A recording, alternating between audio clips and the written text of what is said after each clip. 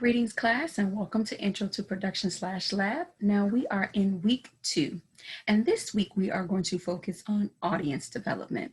Now, in just a few seconds, I will actually share my screen with you regarding the PowerPoint, which has already been uploaded into Blackboard. It is located within the Content tab under the Materials folder within the Week 2 section. And so you'll be able to click on that as well if you want to kind of view it in a larger screen setting.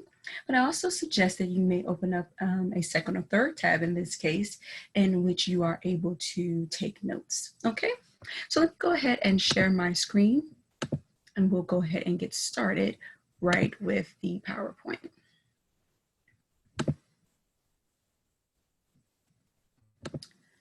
Alrighty, so let's go back here.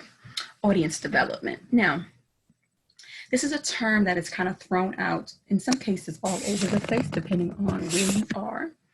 But in particular with arts organizations, theater companies, anybody in entertainment, audience development is, just as the term specifies, being able to develop an audience, being able to increase your audience, enlarge your audience, maybe tap into a new audience, being able to, based on what you present and do, again, tap into a new market of folk that you would traditionally not necessarily have grasped. And so that is with clever thought, that is strategic planning when you're dealing with audience development. It's not just a haphazard conversation that the board or that executive team has. It is very strategic in regards to audience development. And with development, that also includes retaining your current audience. We don't want to forget about those who are already supporting us, but it's also about increasing again to a new segment of folk that you may not have been able to tap into before. Okay, so let's get started. The technical definition for audience development is the process in which various activities or a series of action are taken into account and implemented to meet the needs of customers and patrons and increase the number of audience members, okay? So let's break this down. It is the process, okay? So again, that's what I mean by strategic planning. This is not something that is just quick, you think of it overnight and boom, it happens the next day. It is indeed a process, a set series of stages of activities, okay, that you have to take into account and then actually implement them, okay? And then, as it says, to meet the needs of the customers or patrons. So when you're thinking about that particular organization and what's happening, and last week we talked about marketing, you think about the needs of your customers and patrons. Who are you attempting to target? Okay, what is it that your customer or patrons need in this particular moment in time? And how do you, based upon your mission, vision, and values, plan to kind of introduce them to your process and meet that need? All in all, you're trying to increase the number of audience members you have, okay? Not just solely the audience members that attend your shows, but maybe your subscriptions, maybe your actual membership, okay? There are some organizations and theaters that have a particular membership based on your rank or scale in which you donate. You're able to acquire certain benefits, okay? So maybe the first level, I'll just use this example very quickly. Let's say you have a bronze, a silver, gold, and maybe platinum. Let's talk about those 4 levels. So your gold level, let's just, say the increment is anywhere from, $1 up to, $1,500 for an example, okay? And that may allow them, maybe, a few tickets to the season of shows and being able to have VIP seating, okay? These are some of the things you may do for your members. Then you may move to the next phase in which you are then silver. And so maybe silver is $1,501 up to, let's say, $5,000. And then that silver package includes what the bronze level includes. And then on top of the VIP seating, maybe there's a VIP reception that you are invited to, okay? Maybe there's a signed autograph that you have within the program of some of the elite cast members or things of that nature.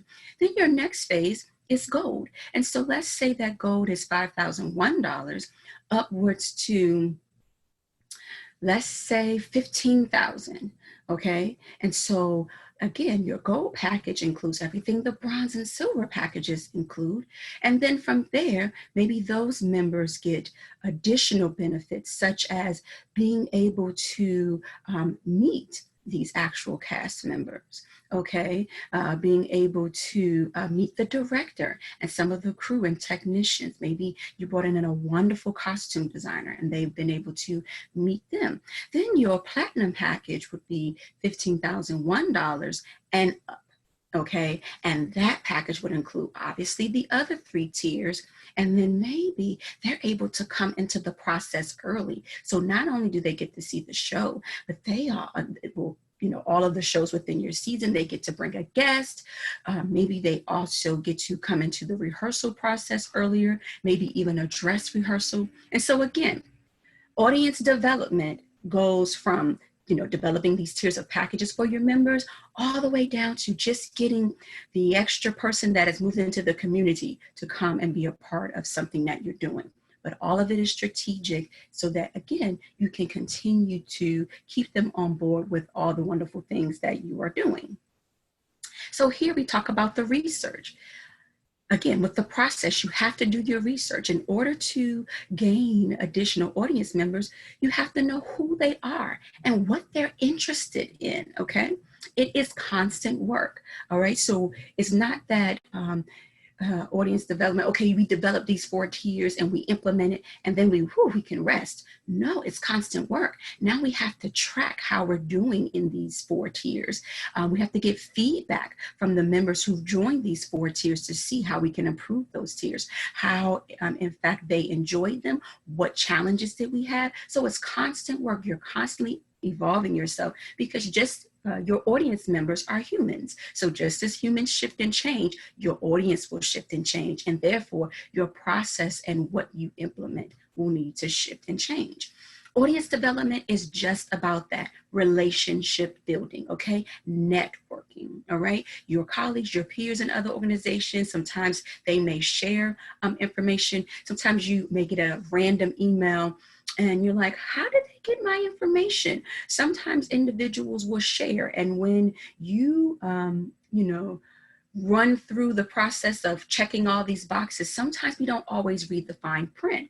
And sometimes the fine print may say something on the lines of, checking this box allows us to send you newsletters and allows our partners to also send you newsletters regarding information we believe you will be interested in.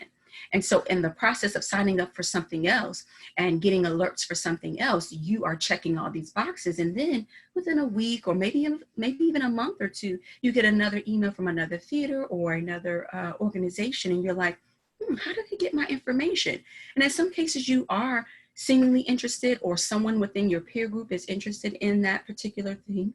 And then other times you're like, I'm not interested, so you unsubscribe. But again, this is all about audience development, okay? With audience development, you also have to maintain flexibility and creativity, okay? You never want to get stale in your process in regards to how you are approaching how you will gain additional audience members. And you never want to be so rigid that you don't allow for flexibility. You don't allow for that rubber band to stretch to accommodate the various needs of, again, the audience you want to acquire. Okay, let's move on to the next slide. It talks about specifically audience research and how do we do that. Okay, here are 3 simple ways in which you can do that. Surveys is a very old-fashioned but still effective way to gain knowledge and understanding and be able to implement wise decisions as to how you move forward.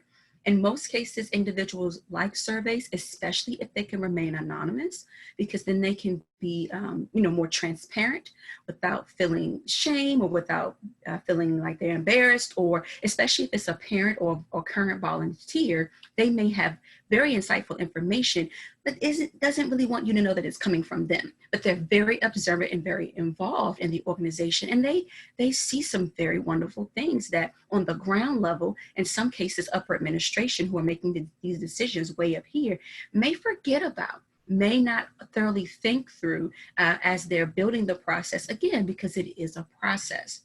So again, surveys are very, very effective. So whether you implement them immediately after a show, or whether you implement them throughout the process of, creating something, maybe you survey your team to see how they're doing and what they're finding. But surveys are very, very good. And then telephone and mail surveys even, okay? And so it's like, do we still really pick up the phone and ask how people are doing?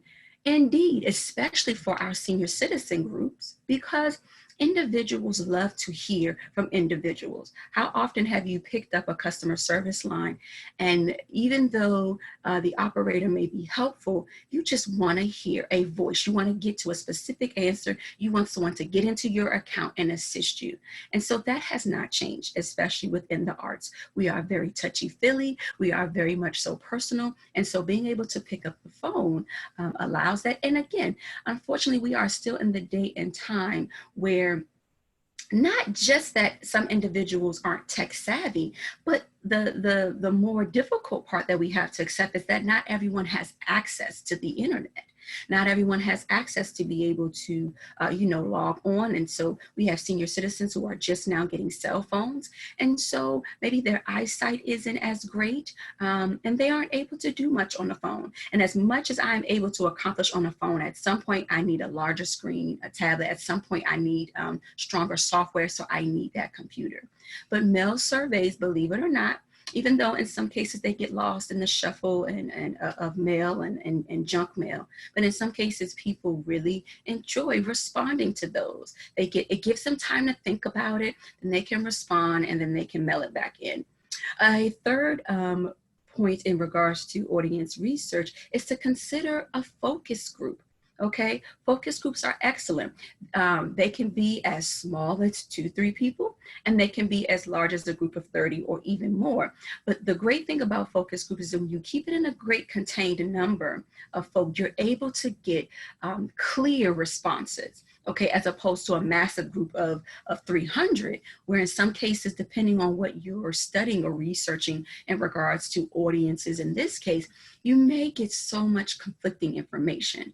And it may be harder for people to come together and really converse. And the point of the focus group is to test something out, introduce something, or get some specific feedback in which you can then test on a larger target or segment group. Okay? Let's move on to the next slide, targeting. I won't spend a whole lot of time on this slide because last week we talked a lot about targeting and quite a bit about segmenting. But again, just to refresh your memory, targeting has to do with directing specific marketing to specific customers. And how do we do that? Even as we're developing our audience, it is based on the messaging. It is based on targeting that specific demographic of consumers. It is about defining the framework.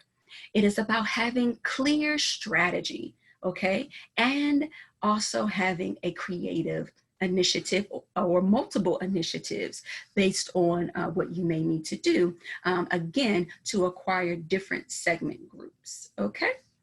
Let's move on to the next slide. Again, segmenting, we talked even a little bit more about last week. But just to refresh your memory, it has to deal with, again, messaging of the audience. But again, it goes like a sub level below the targeting. Okay, I gave the example of if we have a product or a particular production in which we are dealing with women or females rather, my target group would be females. Okay, maybe it's empowering females, maybe it's helping to strengthen them or build them, or we're dealing with a female entrepreneurship within the arts or what have you. And then my subgroups, maybe my panels, maybe my workshop sessions are broken down based on maybe these different age groups. Maybe I have something for seasoned women who are already entrepreneurs and who want to take their business to an advanced level. Maybe we have workshops for young adult women who are within the college age range and maybe recent graduates who have something that they've started, but they aren't really sure of where they should go next. You know, should I open up a second store? Should I move into a brick and mortar? Should I collaborate with this individual? And they're looking to kind of enhance what they are currently doing and really step out into the waters. And maybe I have another group of segments for these young girls who are doing beautiful things with creative arts, visual arts, shirts, being able to express political and social justice with art in artistic manners, young girls who are producing music and dancing and doing wonderful things at that young age. So my target group was females, but my segmenting groups were broken down into these, again, target demographic groups, okay? Then within segmenting, you also have vertical marketing opportunities, okay? So again, specific marketing segment opportunities, you can considering the distribution strategies for those markets or segments, okay? How am I going to let all women of these different segments know that this conference or this panel or series of workshops is taking place?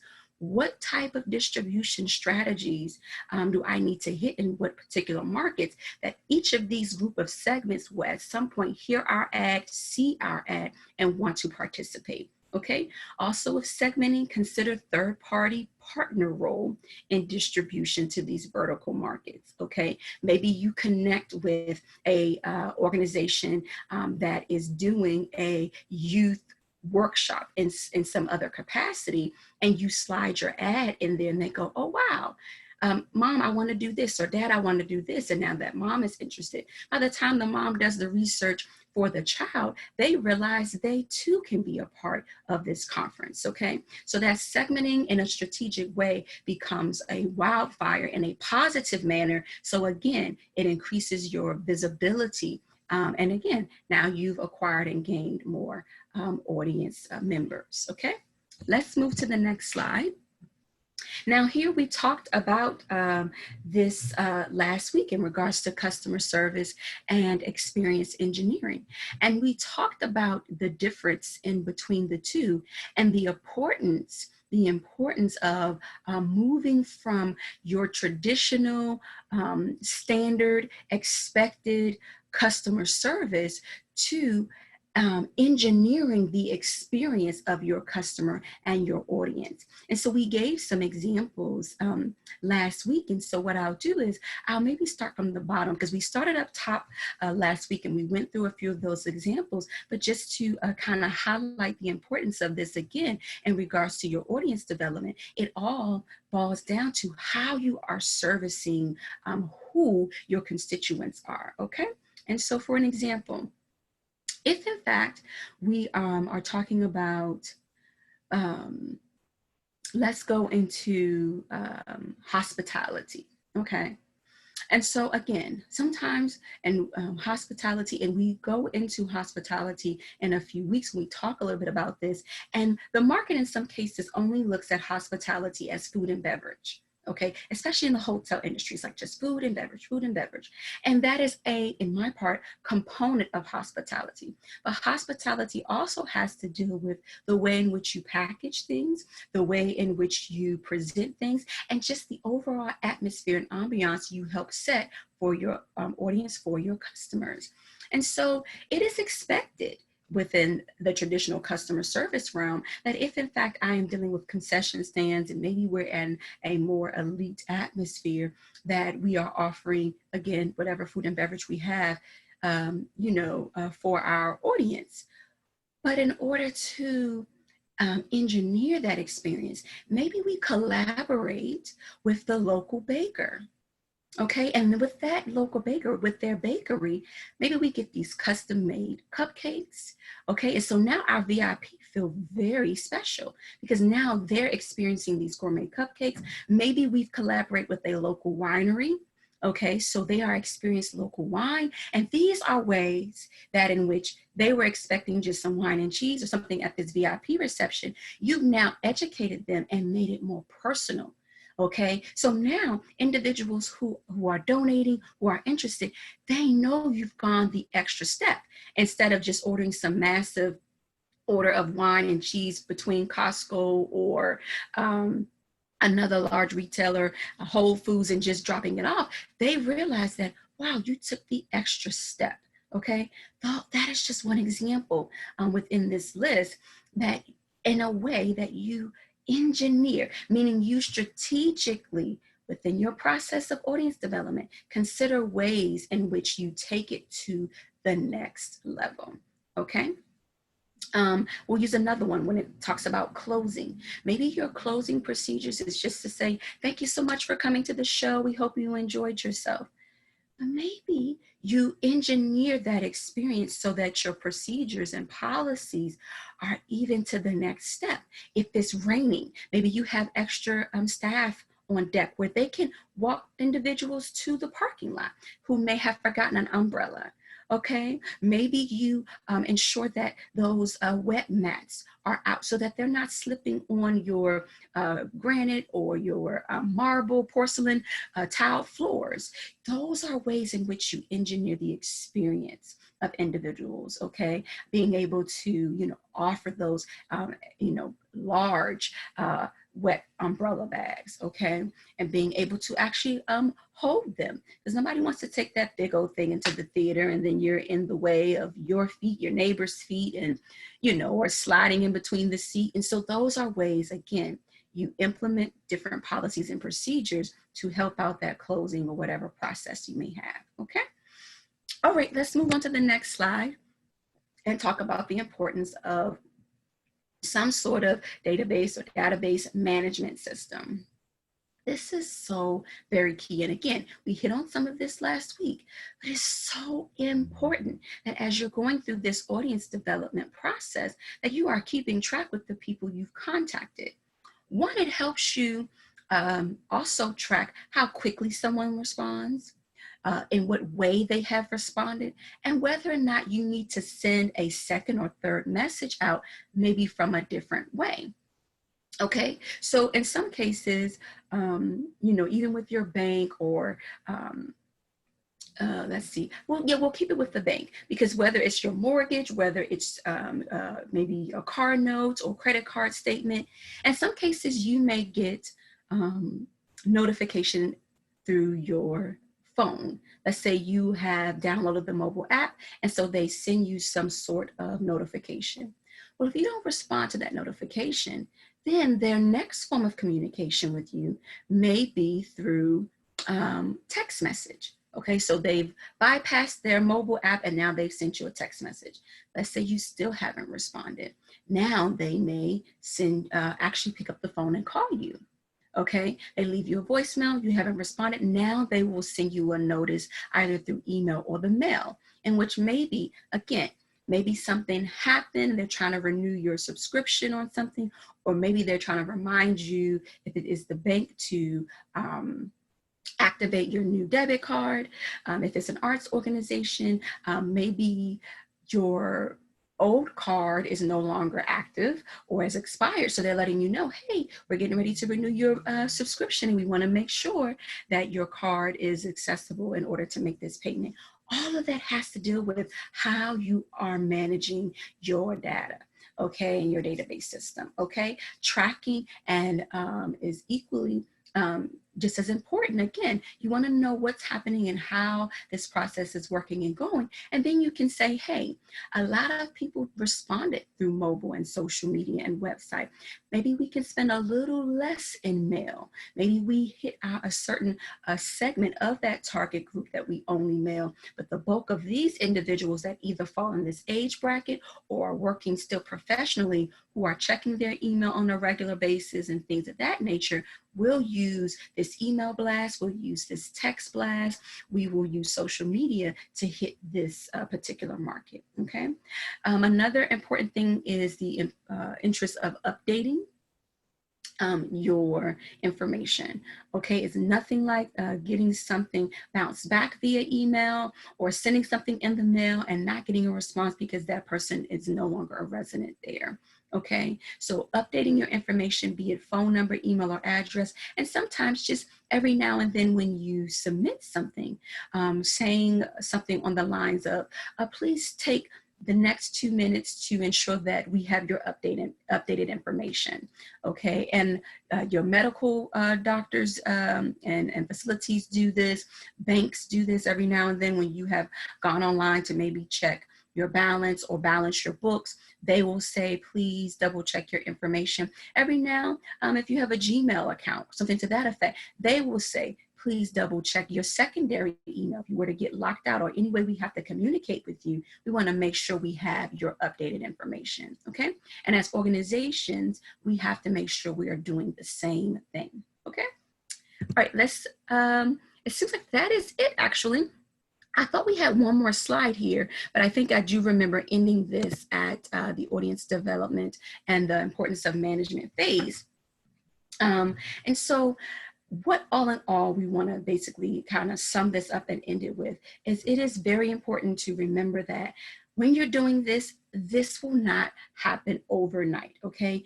Do not expect the miracle overnight. However, expect the miracle at the end of the tunnel, and hopefully the tunnel isn't that long, but you would be able to walk yourself through this journey of being able to develop audiences even within your own personal projects, especially those who are in theater, those who are in communications, film, and things of that nature.